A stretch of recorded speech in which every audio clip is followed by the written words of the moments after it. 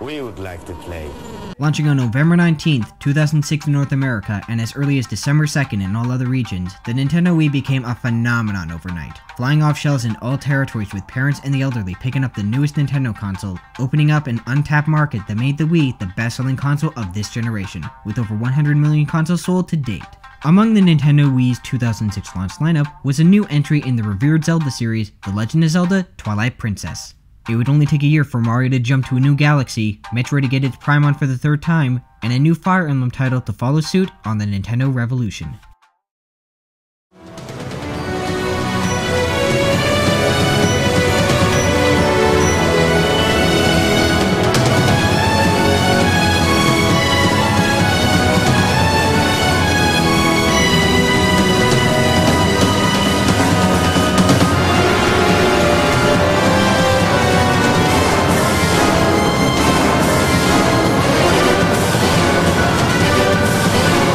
First shown along with the Nintendo Wii during its E3 2006 trailer, Fire Emblem Akatsuki no Megami was released on February 22, 2007 in Japan and in North America the same year on November 11th as Fire Emblem Radiant Dawn.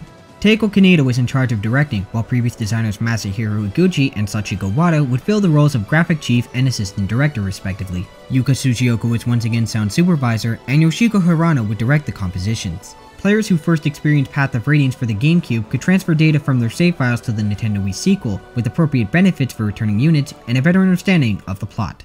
He's not alone!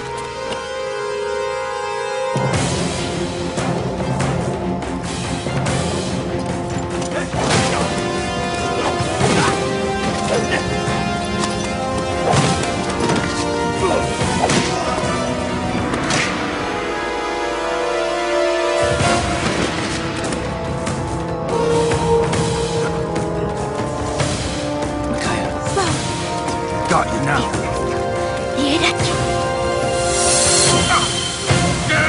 My eyes! Good job, Micaiah. Let's go. Right. Yune!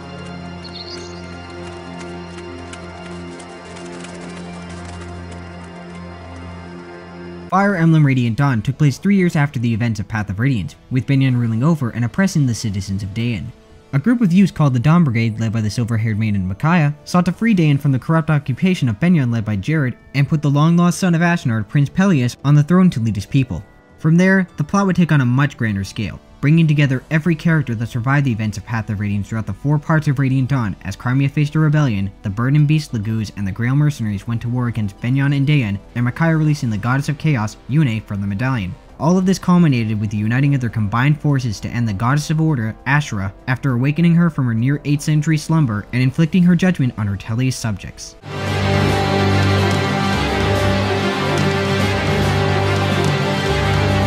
Throughout its 42 chapters, Fire Emblem Radiant Dawn made several retcons and revealed many things left previously unknown about the events that took place before and during the Mad King's War, giving the game a much more direct connection to its predecessor, more so than any other Fire Emblem title before it.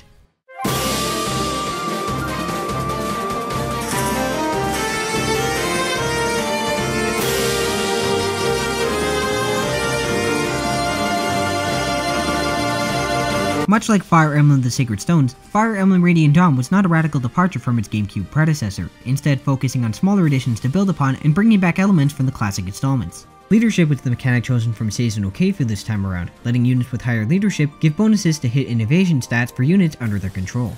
Stave wielders and untransformed Laguz could counter enemies for the first time, and crossbows allowed archers to attack from close range. Support conversations were changed dramatically from Path of Radiance. Every character could only have one support, but were able to have a support with anyone, and supports could even be erased and changed to a different unit if they chose to, meaning more experimentation for the best bonuses, and simplified conversations between characters which would now be done on the battlefield under the command Converse. Multiple playthroughs let players recruit units that they wouldn't normally be able to, and new Laguz classes appeared on the continent of Tellius, including the Wolf and Black Dragon. Most notably, a third tier was added in that the characters change classes for a second time and automatically earn a class skill, letting players ensure that no experience would go to waste during this lengthy adventure in Tellius.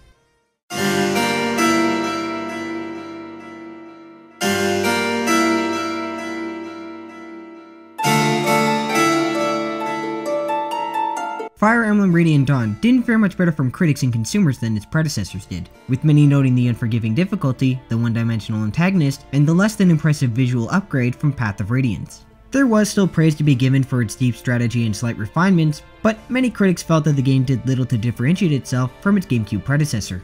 In addition, despite it being on Nintendo's best-selling home console, Fire Emblem Radiant Dawn suffered the worst sales of any worldwide release, with only 460,000 copies overall, though it matched its predecessor in North America with around 250,000 copies. With only 3 CS776 below it at 260,000 copies, Radiant Dawn was in many respects a failure, holding the record for the lowest critical and commercial success of all nationally released Fire Emblem titles. If Fire Emblem Radiant Dawn succeeded in one thing incredibly well, it was that it proved that Fire Emblem could be brutally unforgiving, and sometimes, strategy would come at a cost.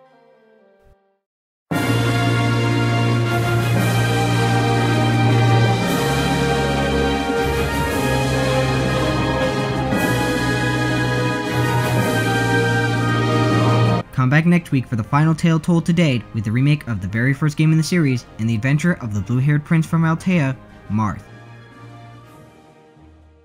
Okay, I'm just gonna come out and say it right off the bat. Fire Emblem Radiant Dawn is the worst Fire Emblem game released outside of North America, bar none. The game is just a mess. It has way too many characters, way too many chapters, it's padded out like crazy, the mechanics from Path of Radiance are either not utilized properly, or they're completely butchered. One of the few praises that I can say for this game is that it had an interesting idea. It could have shown what happened after the war happened. But the events that happen are incredibly stupid.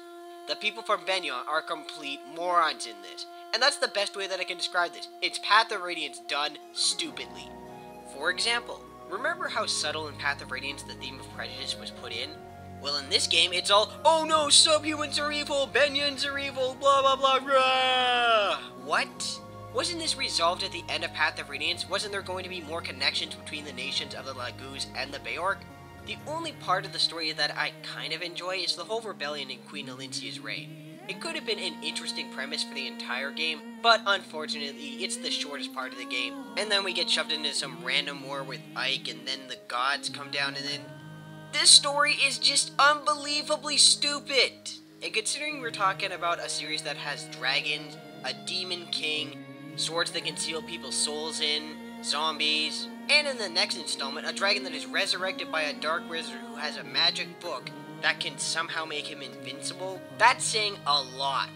There's suspension of disbelief, and then there's just making up whatever the heck you want and padding out the story to make it longer because you were actually going to plan out DLC but decided not to.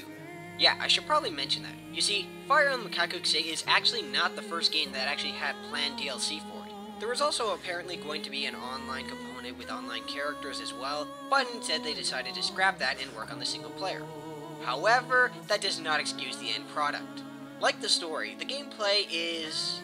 Well, okay, the gameplay didn't get as badly butchered as the story, but there are still a lot of major problems. The biggest one being the fact that this game is just incredibly frustrating. Not difficult, frustrating. I can get through most of the Fire Emblem games on hard without losing a single character, but this one? I had trouble keeping most of them alive just on easy. All the new skills in the world won't help you with this punishment that you'll be getting every single level. You have to think every single step whether it's going to kill you or not. Because if it's going to kill you, it probably will. Though speaking of the skills, that's probably one of the few compliments that I have for this game. You see, the skills actually add a lot more customization. There's a lot more that you can put in, there's a few certain class skills. Also, since this game is much longer, it's a good thing that they added in 3 classes for each unit. But unfortunately, it doesn't take away too much from the challenge, though it is nice that they each get their own exclusive skills. However, the big issue that they had with the game mechanics is that they completely butchered the support conversations. Unlike the previous entries, which allowed you to have at least 5, this game only lets you have 1 with 1 person, up to 3 levels. This wouldn't be a problem, except guess what? The character that you talk to is probably not going to develop any characteristics or anything new that you will learn about them that will at all attach you to them. Instead of finding out that a character may have a fear of spiders or that their wife may have died, guess what? Instead, it's, hey character, you're my best buddy. You and me are gonna work together. Character B, yeah, let's work together. You and me can do anything. I cannot believe how badly this was destroyed. There are very few exceptions, And most of them are so obvious. There is no experimentation. It's either, hey, let's go with this and see the obvious conversation between the two, or just go out and have the best buddy conversation. Ugh. Look, I don't hate this game, but Fire Emblem Radiant Dawn is by far the worst. It has the worst story, the worst game mechanic, and the complete butchering of the mythos from the previous game. If you're one of the hardcore Fire Emblem junkies out there that really wants a big challenge, then this game is definitely for you. For the rest of you, skip this one. It may not be a bad game, but it is not a good Fire Emblem game. If I was given the option to switch one localized Fire Emblem for another that wasn't, Fire Emblem Radiant Dawn would be it. Sorry guys, but this is a fire that I would put out.